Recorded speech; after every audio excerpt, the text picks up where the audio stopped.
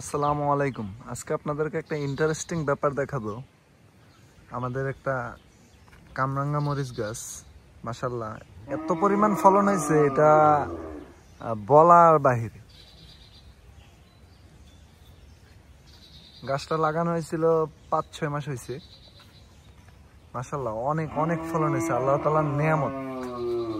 এত পরিমাণ ফলন হয়েছে মানে আমি আমার লাইফে কখনো এরকম ফলন দেখিনি, সত্যি কথা। প্রতিটা আগায় আগায় মরিচ, মাশাআল্লাহ মাশাআল্লাহ। এত পরিমাণ ফলন হয়েছে মানে এটা ভাষায় প্রকাশ করার মতো না, যে এতটা আনন্দিত। আপনারা দেখেন যে কতটা ফলন হয়েছে। আমার মনে হয় যদি সবগুলি মরিচ পারা হয় ১-১.৫ কেজি ২ কেজি হইতে পারে এই গাছটার ভিতরে, এরকম পরিমাণে মরিচ হয়েছে।